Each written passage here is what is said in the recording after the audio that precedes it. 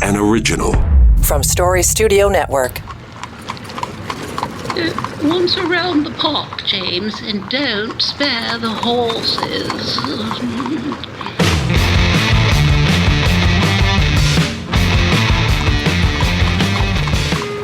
Welcome in. Here we go. It is On the Ledge, your Ontario Politics podcast for Friday, November the 11th, Remembrance Day here in Canada, UK as well.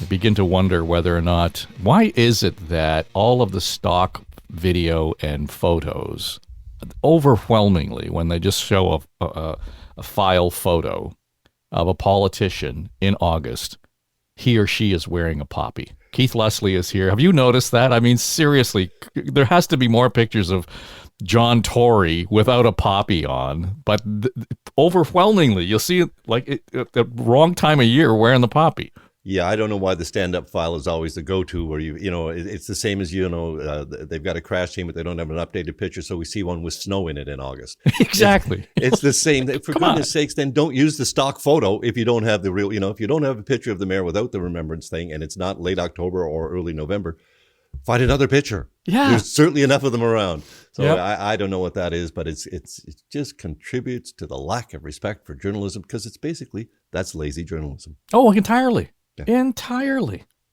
Anyway, we'll get off on that rant on another day. We might actually get into it here when we start talking about what's going on at Queen's Park.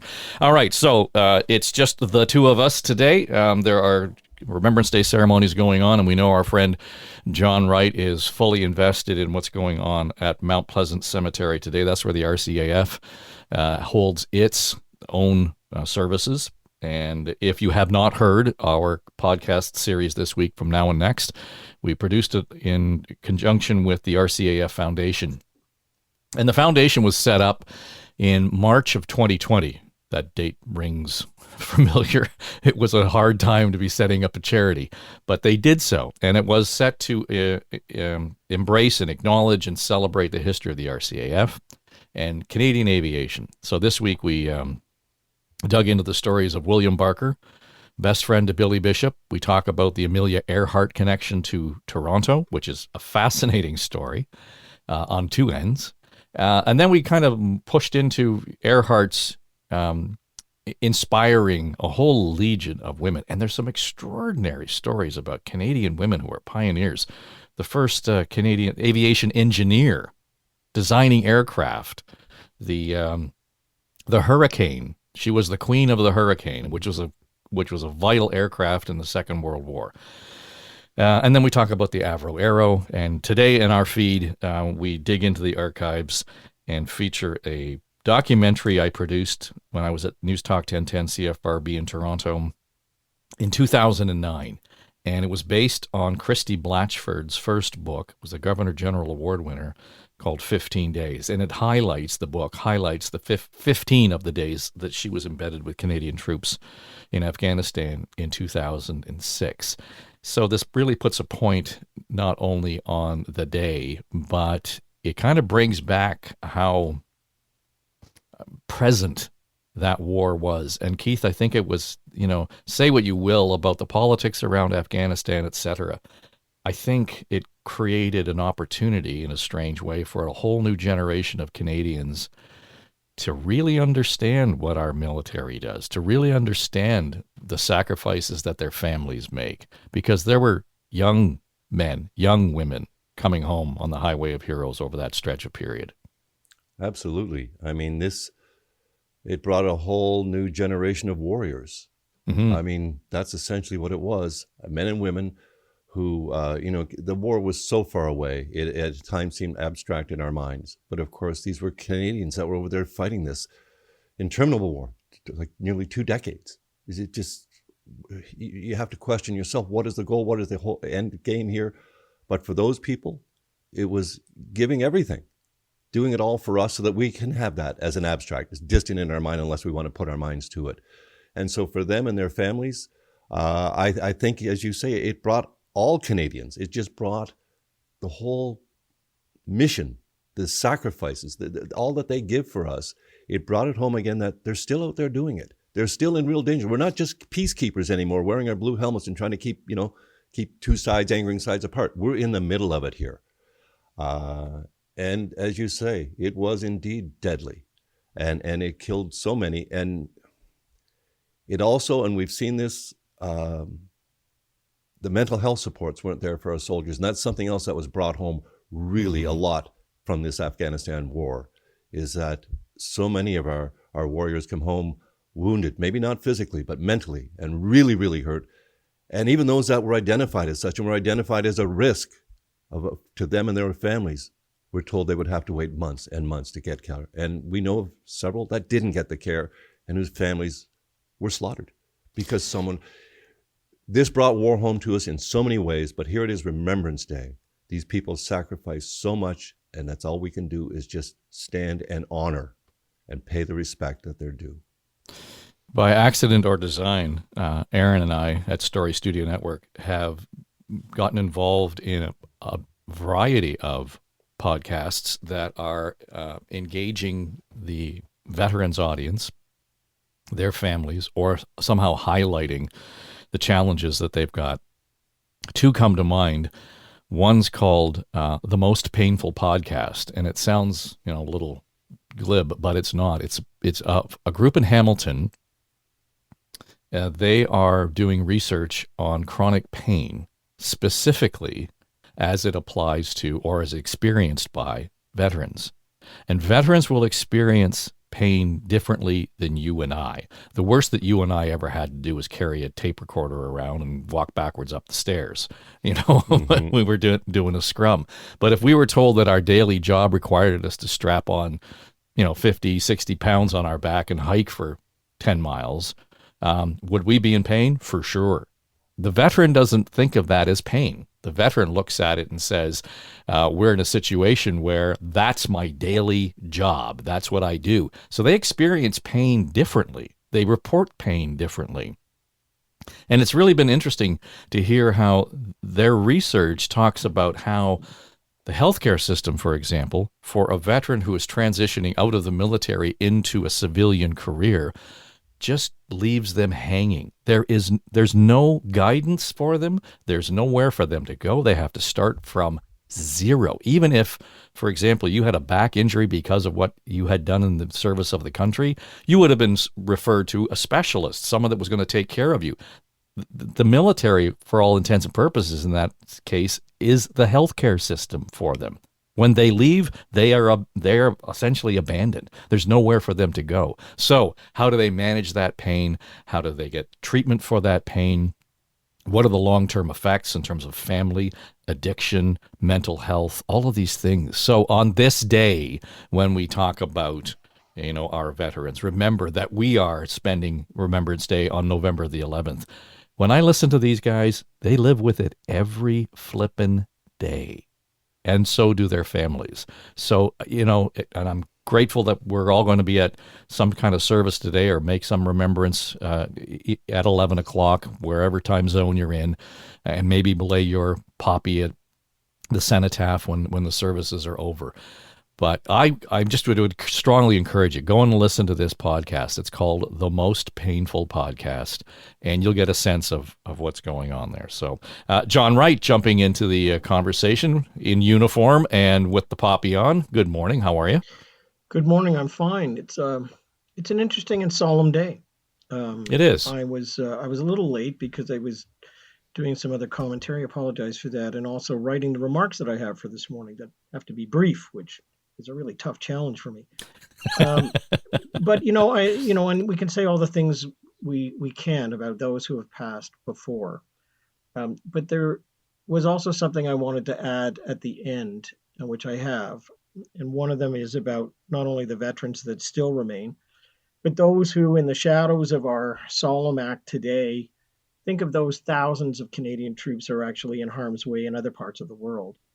We have, I just came back from England, where I had a chance to go and see our troops training the Ukrainians. And that was a really powerful moment, because when we got to the briefing room, we all had briefing notes in front of us. And the first page that I opened to had, and this is the Canadian briefing book, it said, "Be humble." I thought it was remarkable, striking, and typically Canadian, because the thematic through all of that was be humble. These people who you are training for the next 33 days, who have only 19% of them have had any kind of military training before, will return to their homeland as best we can fit them. And 2/3 of them will go for weapons training. The other third will go right into the Donbass and right into fighting.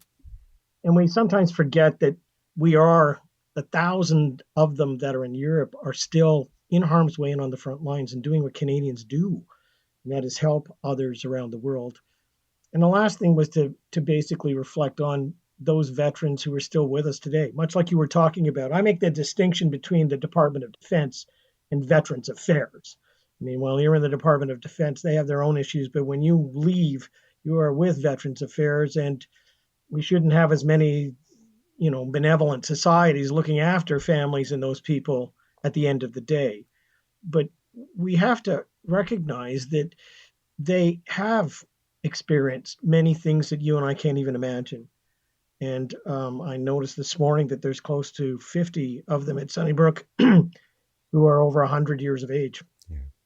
That's remarkable. Yeah, and right? none of them, and as I will point out this morning, none of those are from the First and Second World War.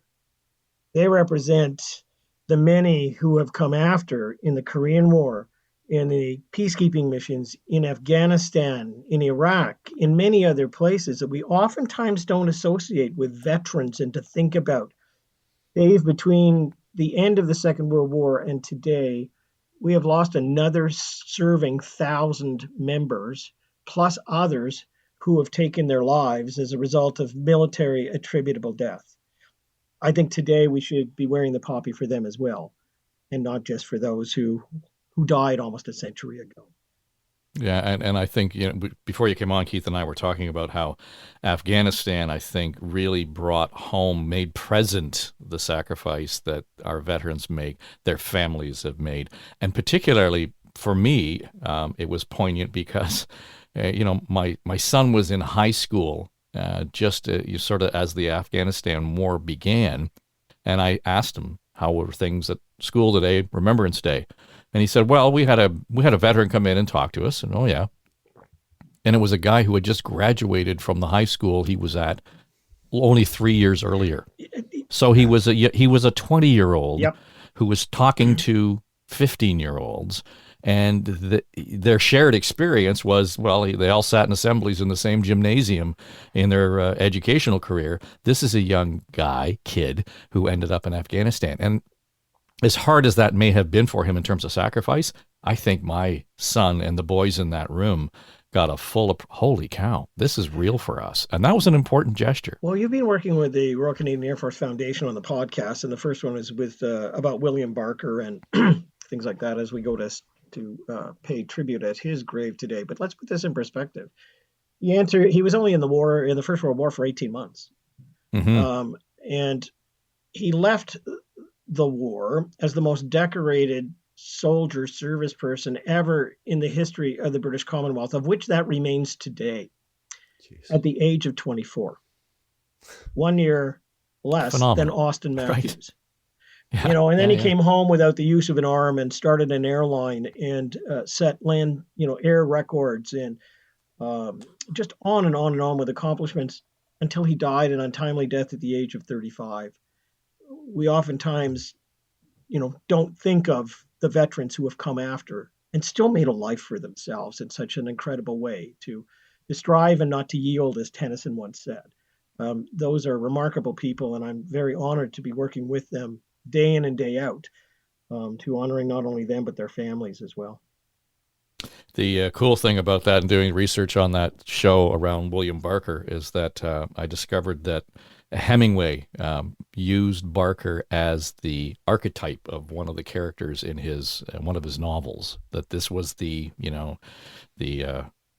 I won't use swashbuckling, but that kind of heroic character that he viewed as an ace flyer. So if you get a chance, I would strongly encourage you to take time, listen to the series, And I would suggest you might want to listen to the series with your kids, because there's some really important storytelling, but history and what struck me, John, I think, was the whole idea that, Erin lives in Halifax, Keith is in Nova Scotia. We understand that there's a military affinity there, that the culture, because of the Navy, et cetera, just because of where Halifax is. I mean, Erin lives not far from Shearwater. So, that the transports are coming and going all the time.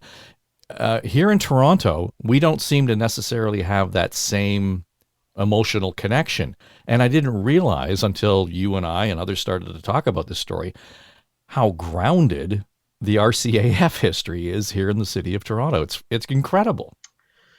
Yeah, it is. And that's why, I mean, as an anecdote to all of this, the colors that units have are the flags that they fly, and you see them carrying.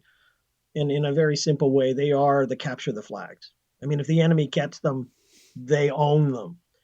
And the colors that were that are retired without capture actually go to churches. They hang in churches because they have been blessed. They are sacred. And this goes back to the 1600s when, the British took to the field and they were on the side of God or not. And it's interesting, Dave, because the RCAF really did begin in Toronto. Under Barker was the first executive director while he was here. But when the last colors were retired, and only the second time they have been, they were retired in Toronto. They were retired at Nathan Phillips Square to a very large contingent of troops that were there, the Governor General and many others. And what people don't realize is those sacred flags, in fact, today are between glass and are at Raptor Square at Scotia Plaza. And one of the reasons, and they are the only ones not in a church, but they are in the hallowed halls of Maple Leafs because Barker was the first president of the Toronto Maple Leafs and the first executive director of the Royal Canadian Air Force. So a bit of trivia, but also when people go down and celebrate their modern day fun times, all they have to do is glance at the glass and know that behind it is a very storied group of people and their families. Now, I know, Keith, you're off to the services, the ceremonies today in Nova Scotia. And before we came on, you were talking about, and I've been down for the Remembrance Day services on the weekend in Halifax, and it's a really somber tone, as somber as it will be at on Bay Street in front of Old City Hall in Toronto. That's one part of the neighborhood. The rest of the city still thrums. It still moves around. Not so in Nova Scotia. No. Our main street here in Antigonish will be closed today. Certainly at least till noon. All the businesses will be closed. Some may open afternoon. The town, the community takes this extremely seriously. Everyone will come out. The parade route, the Legion used to be on Main Street, so you used to just walk a few blocks to the Cenotaph. Now it's on a street that's a bit off, so they're going to have to march down about 3 or 4 streets, and then it's not a very long march, but still they'll have to close 3 or 4 streets. No problem, no panic, and those streets will be lined with people. Just to apply, not a very big community, but it'll be lined with people, and the Cenotaph will be there because Dave mentioned the connection to the community. It's every time a ship comes home from duties overseas, it's on the news here, and we all feel it. You watch those families waiting for the mom and dad to come off that carrier or come off that ship, and the reunions on the docks. It's so emotional, and then it drives home the importance every time of how close that military is, how ingrained it is in this community, in this whole area. It's such a major part. Those ships come, they come home, they go away for 6 months, 8 months, around the world to some of the most dangerous spots in the world, and then come home. And because they're not technically, in a war, we think, oh, well, it's just, they're out cruising the Navy and, it's a tough military life, but it's not. It's a stressful, incredibly stressful life, and you're away from your families for so long. So it becomes, the military is the family. And it becomes, so all the community feels that. The military is part of our family, we're part of theirs. And that's why I think, as you say, in Toronto, I've stood outside Old City Hall with my microphone getting the veterans on Remembrance Day ceremonies. It's not the same because everything just buzzes around you. The city just continues. And it's a huge city. That's going to happen. Here, no. Things just come to a halt. I mean, a real halt at 11 o'clock. And up till that point, the day itself is just a solemn day. Erin lives in a community called Eastern Passage, and it's very much it's on the, I guess, east of Shearwater. And a lot of the families who are there, some of them who don't live on the base actually live in her neighborhood. And she said it's really interesting to see how a new military family will move into the neighborhood. The whole Facebook page group kind of kicks up and, okay, what do you need? Here's where we are. You know, they may have just moved in from, Ontario, and now they're in Nova Scotia. The movement of those families is extraordinary. And as I said off the top, we were talking about that whole idea of managing pain and chronic pain. There's so much that can happen if that's not attended to. And I get a sense that you talk about it being family. That family's far more supportive, and I don't say that to diminish anything, but it's outwardly supportive, I guess, and realizing that they have a role in making sure that the kids of the veterans are well supported and attended to, that the spouses are actually supported and attended to, because there will always be challenges just because of distance, and you never know what's gonna happen. And to John's point, there are folks who are in harm's way, and they go and they just do it because that's what they've signed up to do. So I think we lose sight of that a little bit. So I think today would be a really good chance. Again, I encourage you to listen to the RCAF piece that we produced with the kids, but today's installation is that archived documentary that we produced with Christie Blatchford. 15 Days was the book.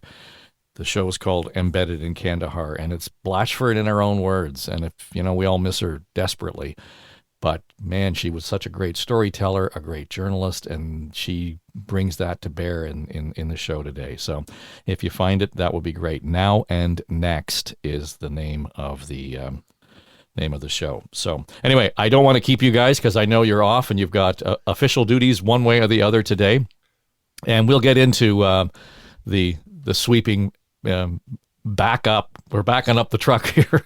The Ford government climb down on education and a couple of other things. And I do want to get into the polling that you did, John, about essential service, and just to see, you might be the answer here in the long run. So listen, we'll leave it at that. I hope you both have a great weekend. This is On the Ledge, your Ontario politics podcast. I'm Dave Trafford, and again, encourage you to go over and listen to our series on Now and Next. You can find it, wherever you get your podcasts.